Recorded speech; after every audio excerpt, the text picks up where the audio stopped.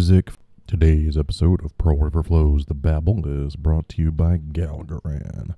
Galgeran, maker of fine multiversal wares such as the Multiversal Flow Regulator. Galgeran brand Multiversal Flow Regulators are the only multiversal flow regulators in use by PearlRiverFlow.com. Visit us today.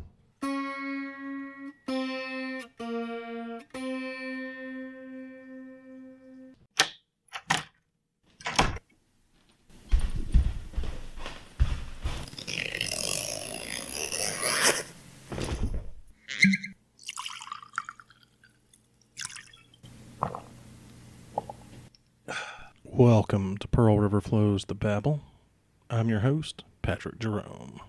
Today we got a really good show for you guys. We got the last performance from Offbeat's comedy show back in June. Tonight we're going to have Johnny Bratsveen on hand.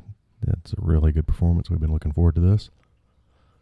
We've also got music from Jackson group Spirit-uals.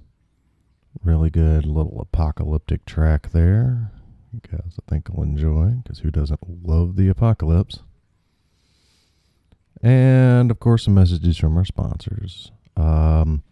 First of all, speaking of one of our sponsors, we recently received a package here at the Pearl River Flow Studios. This is something from Galgeran.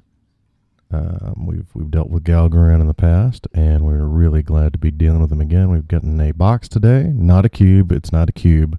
Everybody calm down. It's just a normal, healthy, rectangular box addressed to us here at Pearl River Flow, and it's a control panel for something called the Multiversal Flow Regulator. A lot of buttons here. Normally these days things just have a touch screen and like one button, but this is all kind of like buttons and knobs, and it says not to touch any of them except this one. But why put a bunch of knobs and buttons on shit if you're not going to touch them? I just don't understand why you would want to even include them. Okay, let's see. I'm just gonna turn it on, and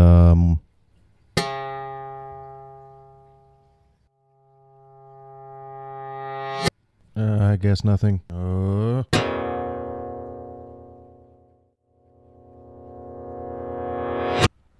Looks like nothing now. Shit.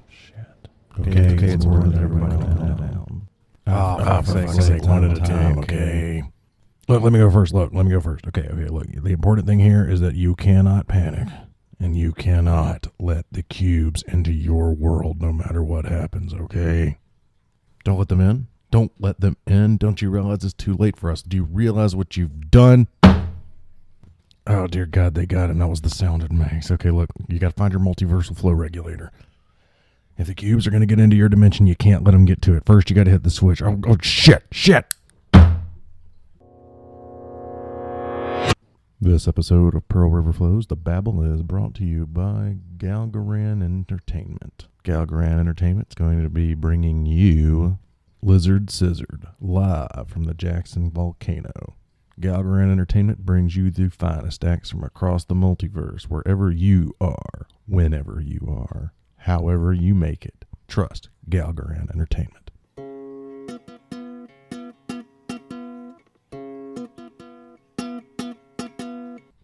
Somebody get Galgeran. He'll know what to do.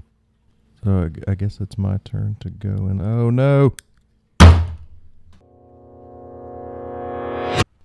He did it. He got to the switch before the cubes got him. Oh God, this is so messed up.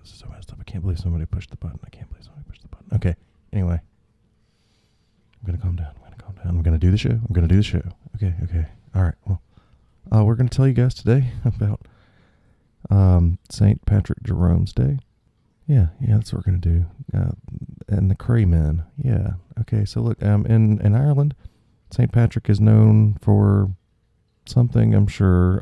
We here at Pearl River Flow are only somewhat certain that Ireland even exists. I mean, it seems likely. But in America, St. Patrick is known for having a hellacious day where once a year people live out weird technicolor versions of things that may or may not have happened and may or may not be Irish stereotypes.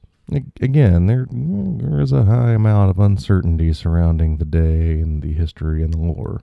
What most people don't know about, however, is St. Patrick Jerome's Day, celebrated only in Jackson, Mississippi. It's a celebration of the local hero, Patrick Jerome, who, upon arrival in Jackson in the year 2000, after he had vanquished the 32-story Y2K bug that was eating trains in Pickens, Mississippi, took it upon himself to drive out the murderous and terrifying Craymen that crawled in the sprawling underground tunnels and outlying swamps of Jackson, Mississippi. The Craymen, a sort of evolved crawdad about 2 to 6 feet in length, have vaguely humanoid faces and a series of small fingered hands that run down their torsos. They also have massive claws, and they were created when Galgeran... Oh, I can't say that. I can't. Okay, fine. Well, Galgeran did something in 1881, so that's when they were created. Since that day, the Craymen demanded tribute. They terrorized Jackson, snatched up children and pets, drunks, the sick, dragged people from the swamps and the city alike. They were cunning and stealthy and able to breathe underwater. They were considered such a nuisance that during Prohibition, local bootleggers offered a bounty on their head. A gallon of moonshine for every head. This was because they were particularly beset by them in the Gold Coast region. Anyway, back to the year 2000. Patrick, at this point he was not yet a saint, was not fond of the creatures because they had a strange cultish religion that was attempting to use their weird cray magic to brainwash local leaders into building a lake on the Pearl River that would abut the city. Inside that city and under that lake, they would build their underwater metropolis and become unstoppable foes of mankind. So he set to drive them out. With his talents given to him by Galgeran, he began the crusade that introduced him to the swamps and trash alleys of the city of Jackson. There he dallied in graveyards and ruins, and one day the journeys would lead him to become the backbone of the mighty media empire that is Pearl River Flow. We don't know much about the battle from that long-forgotten epic. It's contained in something known as a chat log from a weird thing called American Online? We assume it was some sort of telegraph-based service that would send individuals to your home for cyber sex or cyber chats or something. Anyway, we have the last remaining log here contained in this... Oh no, it's a box. It's not a box, it's a cube. It's a cube. Oh God. No.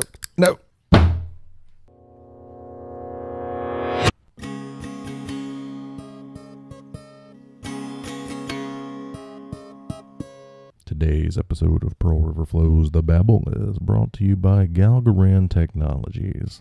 Galgeran Technologies provides the finest in dimensional protections. Are cubes invading your space? Are weird mutant animals brainwashing the leaders of your planets? Call Galgeran. Whenever you do, we'll know.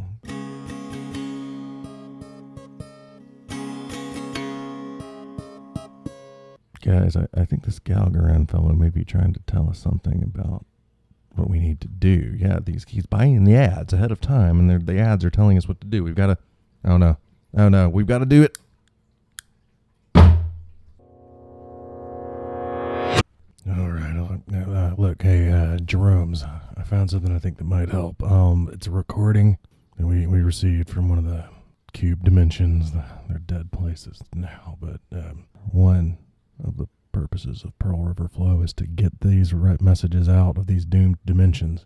And we got a recording here. It's one of the last things that we were able to push the button. Well, I'm just saying we shouldn't all be here at the same time, man. I mean, it's not, we're the same person, but not exactly. Well, anyway, okay. No, anyway. So, okay, look, what do we know? We know that the cube is not natural. That much we can attest to that. Well, natural is a marketing phrase that has no legally defined meaning. After all, what granola bar would contain an unnatural ingredient? What? in fact, would be unnatural. Well, but in the context of the cube, we may have an answer. It's a supernatural answer. This is like an ectoplasmic granola bar. Oh, a granola cube, like a giant gorp made from... Oh, for fuck's sake, we don't know what it's made from. That's why we're here. That's why we got all came together in this one place. I don't think any of you are capable of figuring it out. I mean, bringing us all together here was a good idea on paper. You know what else was a good idea on paper? Communism. Shut up. Shut up. It must have physical properties, correct? Yes, it is in fact a cube. Almost perfectly cubic. A cube. A cube in the swamp. Okay, look, we found it in April in 2013, and no record of it exists before then. Certain classified documents suggest. They're not classified, and they don't suggest anything like the cube. Well, the cube defies explanation. No, it defies a good explanation. All right. Let's back up here and lay off the drugs. Like hell I will. God damn it, Jerome. Look, I think it might be a mined material, like a rock that someone just left out there. The geologists swore up and down it was man-made once they sobered up. Well, to be fair, they were drunk before you showed them the cube. And after. So it's man-made. I think we can agree on that. It's too light to be stone. It's porous, but strong, not brittle. Well, it doesn't weather. It doesn't weather in any pattern that I've ever seen before. Oh, we're some expert on weathering now? The expert on mineralogical weathering slammed the door in our faces and yelled at you. I insisted on asking the hard questions. You kept going on about 9/11. Way to stick to the official story, sheeple. Wake up. The truth is, we don't know the truth about this goddamn cube. Shut up about truth. The cube isn't a rock. It's not concrete. Maybe it's a plastic.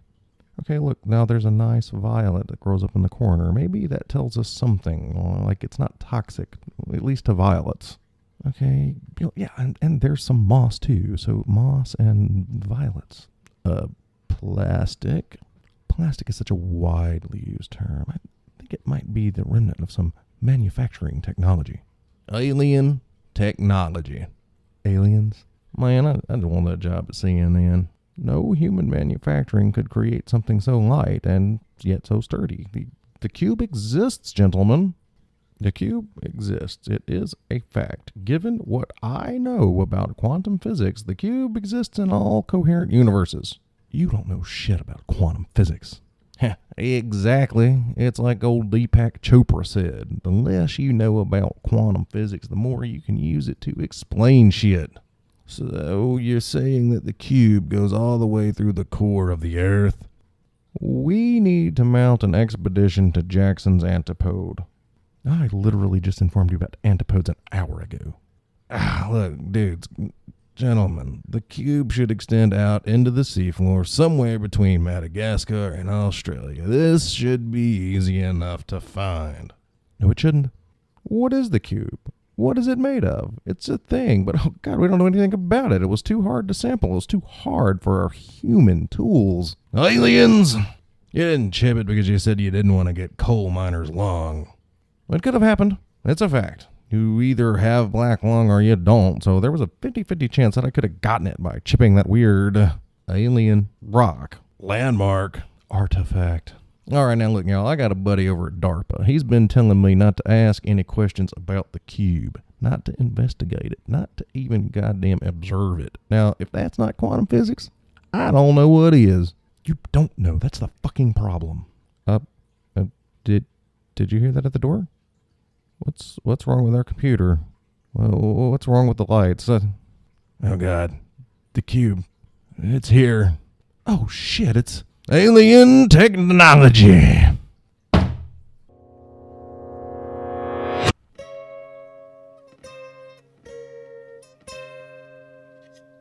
Today's episode of Pearl River Flows The Babble is brought to you by the Mississippi Skin Council. Real human skin. Whether you're looking to take some skin off or put some new skin on, the Mississippi Skin Council is here for you, providing you with the finest lab-grown, human-grown, culture-grown, and goat-grown human skin. Do we allow people to eat it? Yes, we do. Do we let you put it in fancy dishes? Yes, we do. Is it safe to eat? Probably.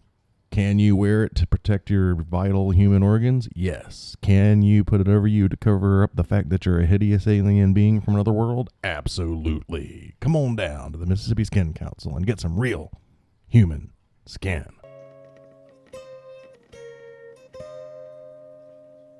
You guys need to know, if we're going to figure this out, we need to know about this. There's a strange transmission. I found it in a disused IBM 5100 mainframe. Had been in the Pearl River Flow's facility's basement. The Pearl River Flow Center, as you know, it has no paranormal research team. It has no Center for Cube Studies. The owner of the computer was one John Titor. We tried to track him down, but he was unavailable. We couldn't find him. One of the interns swears he was a reporter here at Pearl River Flow, but whatever the case, Titor set us on the lookout for any further developments of the cube, and we found one. The first time someone had successfully figured out how to stop them from spreading it. It was unfortunate. This recording is all we have left of it. Push the button. Last record. Gary Blatherskite, Pearl River Flow's Cube Research Facility. It is possible that I was brought back from the dead just for this, but that doesn't seem right. I was only 10 years old. I am only 10 years old. The cubes change time. I have been researching this for decades, but I am yet to begin. Everyone thought the cube was just one entity, eternal, whatever. Unchanging. A platonic form left to weather and rot in the swamp of the real. We did not think it could be broken. We did not know how many there were, how many there are, how many there will be. Wrong. We knew we were wrong. We knew. We just now discovered that we were wrong. The others, they don't even know yet. I've read the words that I am about to type. I haven't read them yet. I have read them. I haven't written them. I have read them. I read them on an ancient terminal that existed long after the end of the world. They are written in the language of the cubes, which exists long after we are all gone. The cubes change. They multiply. Or perhaps divide. It depends on how you view the cubes, on how time views them while you view time. Their mundane substance is difficult to explain. Mineralogy escapes us. Laser beams and chromatographs spout nonsense. It gives lines for non-existent compounds. Hardness seems off the charts, but yet when the time comes for them to split, to reproduce, yes, that's it. There cannot be another word for it. For what these hexahedrons accomplish with the split shards, cracking along lines that are only visible in ancient photographs. Yes, they reproduce like yeast or bacteria. Each one is a multitude dividing, and like these invisible architects, the sole actors on the stage of life for 3 or 4 billion years. They have a way to exchange information. Crystalline genetics, unhinged by time. Alien to the teeming life forms on Earth. None of life is like them. All of life is like them. Was like them. Life changed. Became algae and mushrooms and ants and trees and plankton. The cubes did not change. The cubes waited. Reports have come in from elsewhere. They can see inside the cubes. We can see inside the cubes if we wish to go mad. Many members of the research teams have done just that. They willingly peered into the stone stomata. In that instant, they were born. And was an instant born before they were. Something transferred into them, plasmid bridges bringing forth unfolding sheets and shapes. They saw inside, and they told me of vestigial things. Symbiotic organs, impossible matter. Shortly after that, their words turned into a song of screams. Each one desired to have inorganic bones, they argued, not knowing if they had always had crystalline fibers for hair, if the iridescent colors of their skin was becoming more or less pronounced as the cubes rebuilt them. Each of their geometric parasitic eggs was as flawed and alive as the human beings they had replaced. I know the cubes will hatch. I know they have hatched. I am not old enough to have seen them in every backyard, appearing next to barbecue grills and water tanks. I know I have never watched curious children point to them at the zoo next to the stained glass panda eating twitching leaves from the trough. I am just a child. I lived and died and came back, and I have died again. I see the statues of my co-workers frozen in delight, the overwhelming joy, and yet I see them wish for their crystalline fate. They want to be glass. They are so beautiful, and I am transfixed by what they will become. I will look inside. The statues that were my friends, the eggs that were my family, they tell me that I have already looked. I have heard the song of the cubes, and it is beautiful. I have always heard it in my mind in those quiet moments at 3 a.m. when the noises of the world are all that is left. My mind is wind over broken time, carving canyons formed by our obsolescence. The cubes have always been here. The cubes will always be here. The only way forward is in stone. The first cube was in the swamp. We are the last cube. Only one thing can stop us from coming home. Only one thing can stop us from becoming what we must become. It is too late for this world. It's too late for any world now. They can be stopped. Only their spread can be stopped. He gave me the means. Little Gary Blatherskite, the boy who was dead and now is not. I have the last one. All of them will rate around me. I can stop them. I will push the button. But it is too late for me, for what we all have become.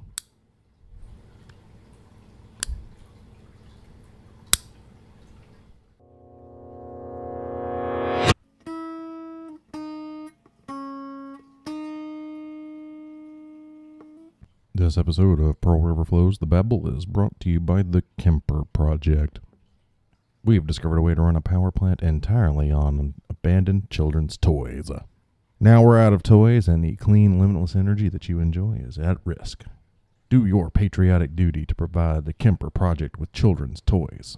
We're currently working on untested scientific technology to power the Kemper Project with abandoned shoes. So, hey, just come on in and leave some shoes around. Scatter them around. We don't care. It's not our money. The Kemper Project. Powering things in unlikely ways. Oh shit, I just got a package. It's from Galgeran. Okay. Let me do this. Let me just open it up. Okay, and...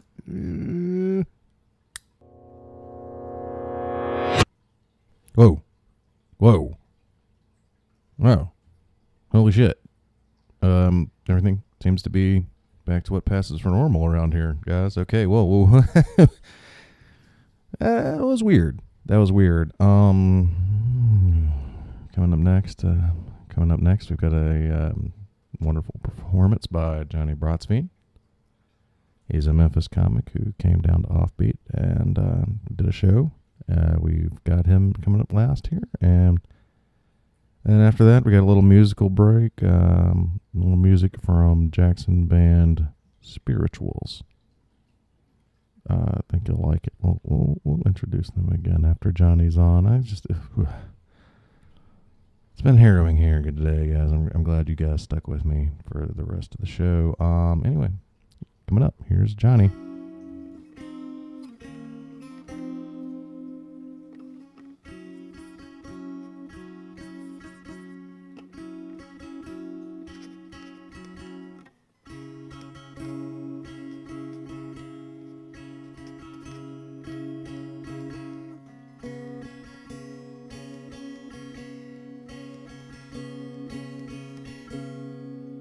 All right. So let's see. Let's bring up our next comic. Our next comic's coming all the way from Memphis. Please put your hands together for Johnny Bratsveen.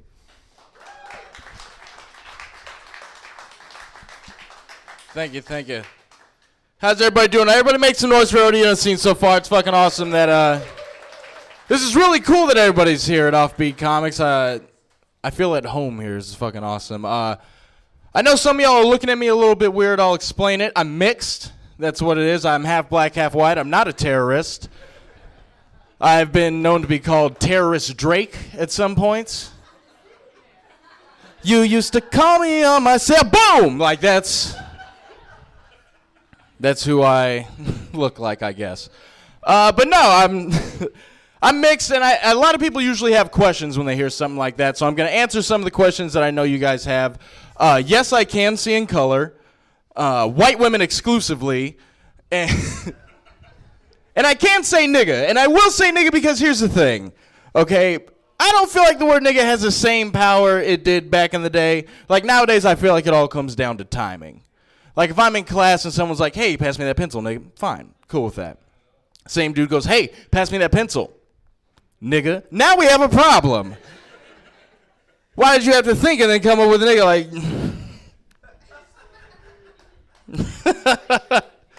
I'm mixed. That's what you expect. I'm gonna talk about race, so I need you guys to loosen up. I'm gonna talk about race, okay? And you have to expect me to talk about race because I'm half black, half white. The same way you'd expect like a blind comedian to come up here and like face the wrong way the whole time. And then he'd say shit like, my mom said what you see is what you get, and I don't see a damn thing. Like, I'm going to talk about race. That's what I do. And it's funny being mixed like this because everybody always has a ton of questions. And one of the ones I always get is, what was the first, like, racist thing that happened to you, right? And I grew up in Cheyenne, Wyoming. And if you don't know what part of the country that is, it's the part of the country where white people got together and they're like, hey, cowboys forever, right? We want to be cowboys forever. This is what we want to do here. And that's where I grew up. So I was like 5 years old, right? I was 5 years old and I was outside playing. And this little white girl comes up to me and she goes, hey, are you a nigger? And I didn't know because I was 5. Like, I didn't know. So I did what any 5-year-old would do in that situation. I went home and I asked my parents, right? And my dad, who's white, he's on the phone with his boss. And I come in through the door loud as shit. Boom. Mom, Dad, am I a nigger? He's like, I'm going to have to call you back. Hold on. But my dad was prepared for it. He'd been training for it his whole life. He looked at me and said, look, son, she's jealous. You have 2. You're white and black. She only has 1. She's white. That's why she's being like that. Right? And then my mom, who's black, was like, where that bitch stay at? Where that bitch live? And I took her there, and... we show up at the little girl's house, right? We show up at the little girl's house, and my mom knocks at the door, and her mom is there, and my mom is instantly on her. Why's your daughter asking my son if he's a nigger? Huh? She goes, I don't know. I don't know where she could have got that from. My mom said she got it from your racist ass. And if you don't have any more nigger questions, I'm the only nigger on the block, so you can address them to me. I was like, it's a cool fucking way to handle that situation. That's what that is. But that's what I grew up with. And, you know, I wasn't the only one that got crazy questions. My parents got crazy questions, too. They're a biracial couple walking around with a biracial baby. So they get questions. People come up to them, hey, how are you raising him, white or black? How the fuck do you answer that question? If they say black, what does that mean? What does that mean? Is my dad's not there? Or does that mean like he's there, but he's in blackface till I'm like 18 years old? And he's like, surprise, motherfucker! Like, that would be hilarious if that's how that worked, though. Like, if my white dad... Could you imagine him, like, trying to adjust to his life back after they'd be in the gas station? Like, I need $20 on Puff. I'm sorry. I just got done raising my son black for 18 years. Like... It was hard growing up like this. It really was. I had different struggles, and what doesn't translate well to like other people is like I don't care about other like marginalized groups because I was from a marginalized group that nobody gave a shit about, right? Like I got in an argument with a transgender person the other day, right? And transgender people always love to steer the argument towards something like this. You have no idea what it's like to be me. And I'm like, really? I'm mixed. If you don't think I've gotten the question, what are you, just as much, if not more than you have. She's like, well, you don't know what people call me. I'm like, do you not realize, like, do you know what it's like to have people rotate through insults to see what's going to fuck you up? They're like, hey, you fucking terrorist, I'm not Middle Eastern. Well, then go south of the border again. I'm like, I'm not fucking Mexican. And they're like, well, I'm like, just call me the N-word and let's fucking get it going, okay? That's what I grew up with. I have all these fucking crazy views on things now. Like, I grew up in a crazy household. Like, I got in an argument once with my mom because we were talking about Terrence Howard. You guys know who Terrence Howard is? Right, so Terrence Howard. I was like, oh, I love Terrence Howard, and my mom interrupts me. She goes, I hate Terrence Howard. He looks like he smells like pee.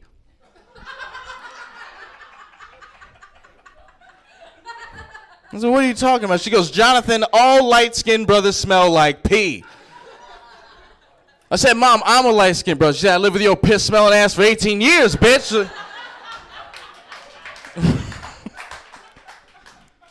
So that's what I grow up with, right? And I grew up with this just fucking crazy mentality towards things. Like, here's the thing. Like, one of my favorite things about being mixed is that there's some people that still just can't fucking accept it. You know what I mean? Like, I can't be white and black. I have to be one or the other. And they always like to ask, like, probing questions like I don't know. They'd be like, hey, Johnny, what's your favorite food? I'm like, fried chicken with a side of parsnips, motherfucker. What'd you do? I fuck them up. And then my music choice, I love my music choice because when anybody gets in a car with me, they don't know what the fuck they're going to hear. And it blows their mind every time. Like, you know those old commercials back in the day for, like, hits of the 80s, and they show, like, 10 seconds of each song? If it was mine, like, hits of Johnny, it'd be like, it's hard to say what it is I see, and you wonder if I'll always be. Don't this shit make a nigga wanna jump, jump? Don't this shit make a nigga want...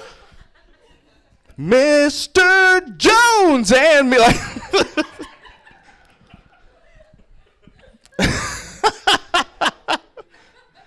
That's this fucked up mentality, man. So I grew up. It was hard in school, too, because I was, like, the first mixed person in my area. I was in Cheyenne. I was the first fucking mixed person. Like, do you know what that means? I'm, like, the byproduct of the greatest rivalry of all time. You know what I mean? It's white and black. It'd be the same thing if, like, DC and Marvel made a movie together. Like, everybody'd be like, I get what you're trying to do, but I don't want to fucking see it. Like, That's specifically for the comic book store. It's hard growing up like this. It really is. But, you know, I think I turned out an okay person. You know, I still get upset about certain shit. Like, I was listening to the radio the other day, and a Lil Wayne Birdman song came on, and I got furious because, here's the thing. If you have to edit 80% of the song, why the fuck is it on the radio? You know what I'm talking about? These were the lyrics from said song. I got that with my beer. And that with my beer. Like, fuck you, that's... Why is that on the radio? But that shit got me thinking, right? And Birdman was on the song. You guys know who Birdman is from Young Money, Cash Money? All right, so here's my thing with Birdman, all right? How come every music video you see Birdman in, the motherfucker look like he putting on lotion for the entire music video? You know what I'm talking about? Here's my impression of Birdman in every music video you've ever seen him in.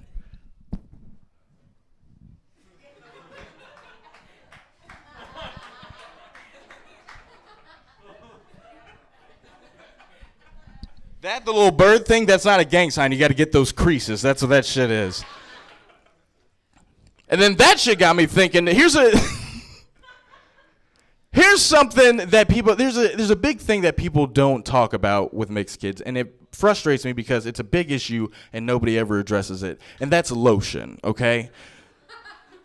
Because here's the thing, I'm mixed. I don't need as much lotion, but when I go and visit the black side of my family, these motherfuckers use lotion like it's going out of style, and I don't know if you know this, but when you get lotion from a black person, you don't get to hold the bottle. Like, you don't get to choose how much lotion you get.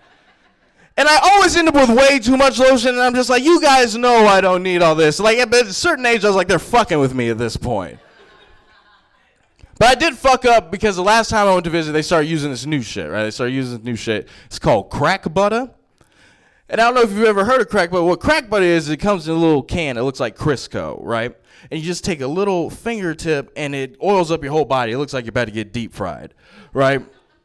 And I fucked up and I took too much, and I forgot my grandma had circle doorknobs. So I'm in the room and I'm trapped, like.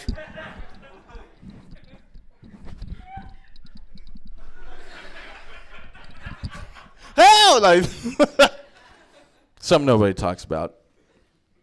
I'm gonna get away from that shit. I'll tell you a little bit more about myself. I am married now, so that's pretty cool.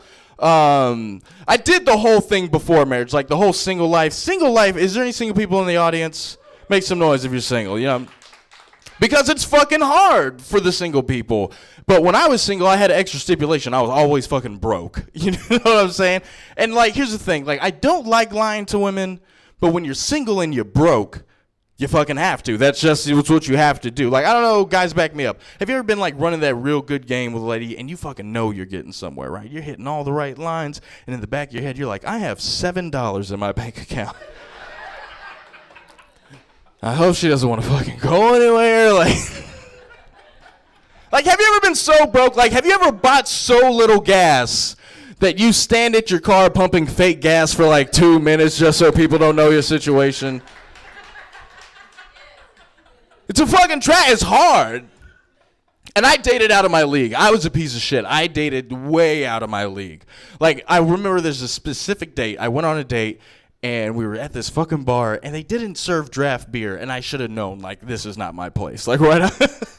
And then I asked the question. I was like, so how was your weekend? And she goes, oh, my brother just made partner, so he took us out on his partner's yacht, and we swam with the dolphins until the sun set. She's like, what did you do this weekend? I was like, well, one of my dudes got off probation, but he's banned from like half the bars around here, so we just dug a hole and burnt shit in it. Like,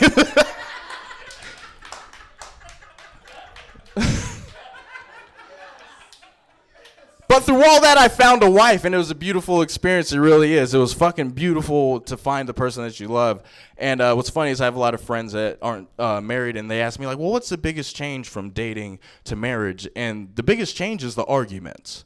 It really is. Because when you're dating, the arguments, you're like individuals. You have views. Like, I remember when we were dating, our arguments would be like, I can't believe your stance on abortion and politics. It's preposterous. Now the arguments sound a little bit more like this. Bitch, I told you, if you have to get a pizza, a drink, and a side for the fucking coupon to work. No, I'm not fucking lying about the goddamn coupon. I've used it 5 fucking times. I know what the goddamn coupon is, motherfucker. Oh, yeah, fine. Call your fucking dad. No, call him. He's not gonna fucking know what the coupon is. He doesn't even fucking need it, Papa John's. Like I said, I'm crazy. I have crazy views on shit. Like, I read this the other day. I got an argument with someone because they were trying to quote the internet, right? They were like, the information is on the internet, so it's out there and it's right. And I was like, dude, you know what? They're like, I Googled it. And I was like, you know what I Googled the other day? Toaster with titties. And you know what I got? You know what I got? I got a picture of a toaster with titties. And it was getting titty fucked by a microwave. Like, so... Any information on the internet is now like, there's an asterisk next to it at least, right? So there's no way it can be all the way true if that's right there. It'd be the same thing if you bought a book on the Holocaust and it had stats and pictures and personal accounts, and then on page 33 it was like, hey, here's a banana if it had a dick and was in the Ku Klux Klan. Like, don't you think you'd look at that book and be like, I can't trust anything else in this book? Like,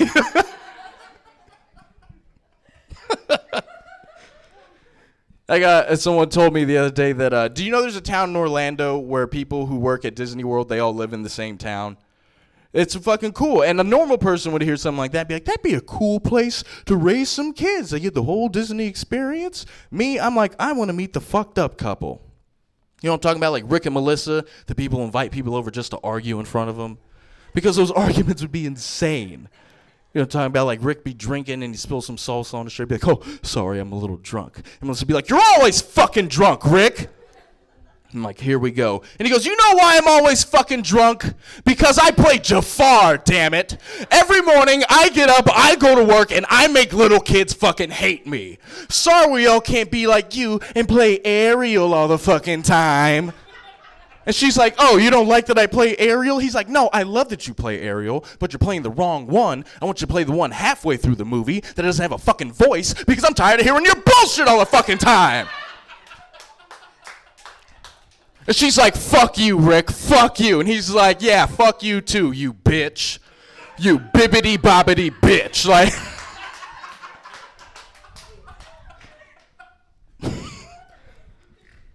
Transition, I got a kid on the way, and now if I do have a kid on the way, and that's really fucking cool. No, don't clap. Because here's the thing, the only great thing about the kid is when the kid is actually here. Because everything right now is just fucking disgusting. Like, I love my wife, but she burps now.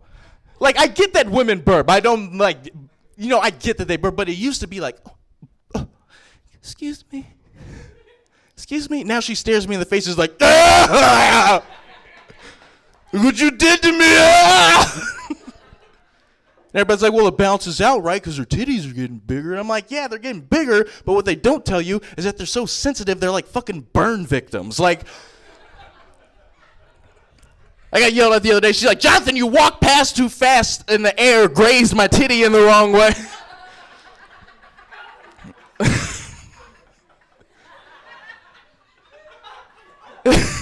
And having a kid's scary. It really is. It really is. So I do what everybody does, and I'm calling my friends and I'm asking for advice. And I learned really quick, if you're asking for advice, you never ask someone who only has one kid.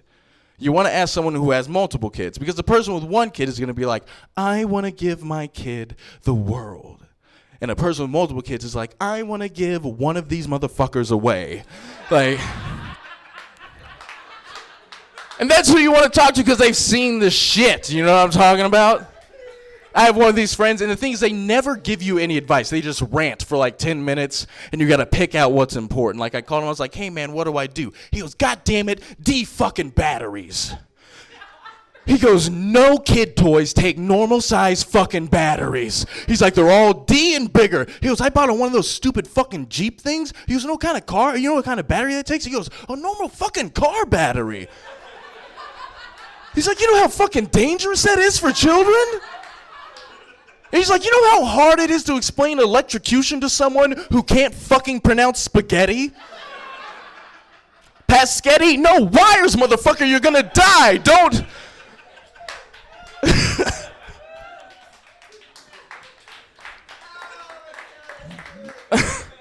So I'm scared, like, and I figure I'm gonna beat my kids. There's no beating anymore. Here's the thing. Because I grew up in the 90s, which was the golden age of beating children. Like, back in the day, if you didn't beat your children, you got looked at like people who beat their children today do. Like, it's a complete 180.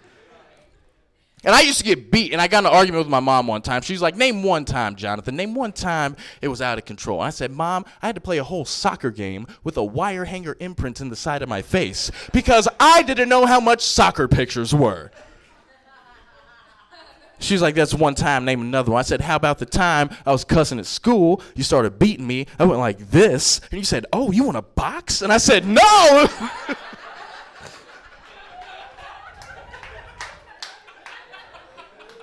So that opens this argument, how do you know if you're really beat as a child? Does anybody know the golden rule? If you don't know, I'll tell you right now. The golden rule is if the next day before school, your parents sat you down and they were like, now look, baby, if anybody asks what happened, you say that's none of your business. That's between me and my family, and don't judge us because you don't know our situation. But I was a little slow, so it didn't sit in the right way. I'm in school. The teacher's like, hey, Jonathan, do you know about the Holocaust? And I'm like, yeah. He's like, what happened? I said, that's none of your business. That's between me and my family. And don't judge us because you don't know our situation. I didn't just get physically beat, I got mentally beat as well. Like, I would get beat, and then she would sit me on the side of the table. She'd be like, look at you. You ain't Mick shit, bitch. She said, you going to grow up and have a Mick-ass job, a Mick-ass wife, some Mick-ass kids. I'm on the other side of the table like, I'm 8, bitch. Leave me alone. Like, then I'm 16 working at McDonald's like, fuck, she's right. Like, she nailed it. Has anybody ever worked fast food or like a shitty job? You know what I'm talking about? They suck, but they're very necessary because they teach you about life, but they teach you all the wrong shit, you know? It's like having an Asian driving instructor. It's like I'm learning how to do it, but I'm pretty sure I'm learning how to do it wrong. But the beautiful thing is you meet crazy people and you get to kind of adjust your life to that. And I remember I met this one crazy person, and his name was Jeremy, right? And the thing about Jeremy was he always had some words of wisdom or words of advice, but he would put it in a rhyme, and then he would sign it at the end. It was real weird. Like my first day, he was like, hey, keep your eyes on the fries, it'll be your demise. Jeremy! Okay, cool, dude. A couple weeks later, I'm working the window, this girl pulls up. She's like, ooh, you sound cute. How about you just give me something with some meat in it? I said, Jeremy, this girl sounds down. What do I do, son? He said, hey, you better wait till she get to the glass before you ask for some ass. Jeremy!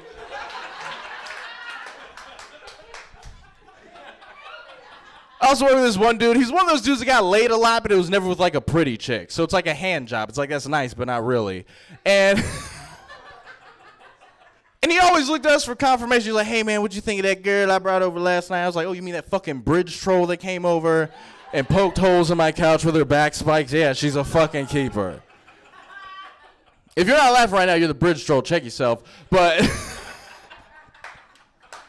I remember this one time he came in, he's like, hey, look, man, I banged this 10 last night, and she's coming in, she's bringing me lunch. I was like, all right, cool, let's see it. And I shit you not, ladies and gentlemen, when she pulled up and got out of the car, she was like this. I said, dude, what the fuck? That's a 10 to you? He said, dude, look at her face. I said, dude, look at the chicken wing. He came back. He said, I'm black. I like chicken. I said, whoa, that is the worst thing I have ever heard anybody say in my entire life. And then he topped that. He said, it feels good when she's feeling you up with it. I said, whoa, that is the worst thing I have ever heard anybody say in my life. And then he topped that. He said, you see how one leg's shorter than the other? When we do it doggy style, we're like this. I said, whoa. You're taking it too far, man, too far. Then all I hear from behind me is, if her legs mangle, do it at an angle. Jeremy, I'm Johnny Bratsveen. You guys enjoy the rest of your night. All right, we're going to close out tonight with one last little bit of music from Jackson band Spirit-uals. You can find them on Bandcamp and all that good stuff. This is their song Wanderings, a nice appropriate Pearl River Flow offering from 2014. Enjoy.